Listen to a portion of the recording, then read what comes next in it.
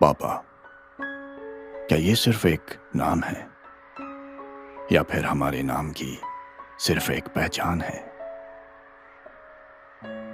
पापा, हिम्मत है, हौसला है, मेहनत करने वाला एक सच्चा इंसान है, या फिर हमारी जरूरतों को पूरी करने वाली सिर्फ एक दुकान है?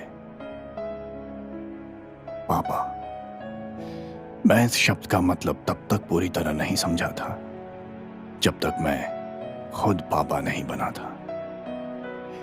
मानो जैसे कल ही की बात हो, जब ऑपरेशन थिएटर से निकलकर डॉक्टर ने कहा, मुबारक हो, बेटी हुई है। और कुछ ही पलों में जब वो नन्ही सी गुड़िया मेरे हाथों में आई, उस एहसास को मैं लफ्जों में बयान नहीं कर सकता। वो रात भर जागना, उसका ख्याल रखना, गोद में उठाए उसे अपने सीने पर सुलाना और उसकी जरा सी आवाज पर चौंक जाना, ये सारी बातें मुझे मेरी जिम्मेदारी का एहसास कराने लगी थी। याद है मुझे वो दिन, वो वक्त जिसका मुझे बेसब्री से इंतजार था, जब उसने मुझे पहली बार पुकारा था। सुनाई देता है वो शब्द आज भी। उस वक्त मेरी खुशी की कोई सीमा नहीं थी, मानो जैसे सब मिल गया हो और कुछ और पाने की तमन्ना ही नहीं थी। वक्त गुजरने लगा और मेरी नन्ही परी अब बड़ी होने लगी थी। अपने गुड्डे गुड्डियों के खेल में वो मुझे शामिल करने लगी थी। बड़े मजेदार हुआ करते थे वो खेल उसके। कभी मैं उसका बंदर तो कभी घोड़ा बन जाता और कभी कभी उसके नन्हे से किचन में एक बावर्ची बन जाता। आज भी सुनाई देती है उसकी आवाज, वो शब्द जब वो मुझे प्यार से पुकारती थी, पापा, ओ पापा।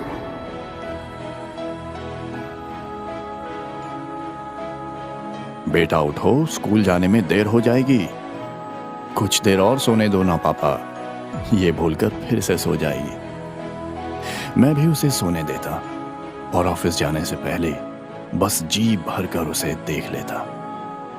उसकी बढ़ती किताबों के साथ मेरी जिम्मेदारियां भी अब बढ़ने लगी थीं, क्योंकि मेरी नन्ही गुड़िया अब पढ़ने लगी थी।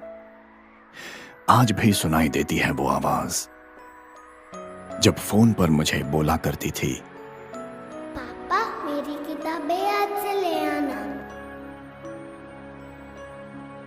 स्कूल खत्म हुई और अब कॉलेज जाने लगी थी। मेरी नन्ही गुड़िया अब सचमुच बड़ी लगने लगी थी।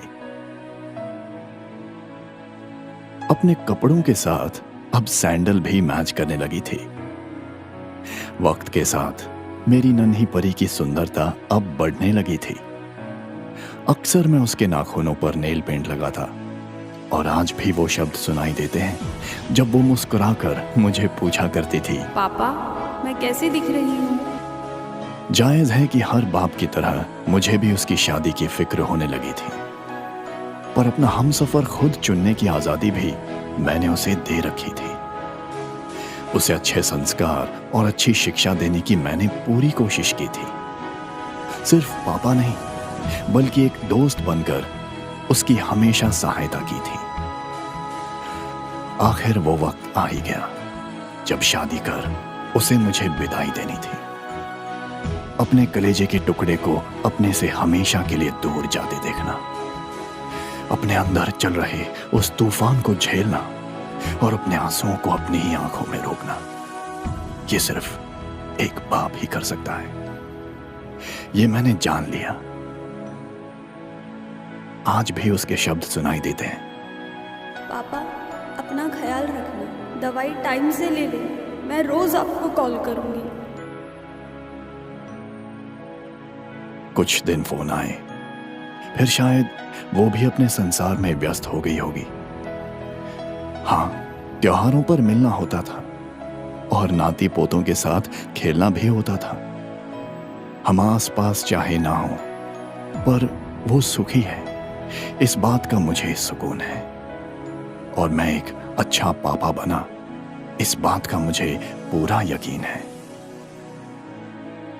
अब काफी बूढ़ा हो चुका हूं, तबीयत भी साथ छोड़ चुकी है और इन आखिरी पलों में मेरे पास बस यही प्यारी यादें रह चुकी हैं। बड़ी प्यारी है मेरी गुड़िया, मैं उसे दिल से दुआएं देता हूं।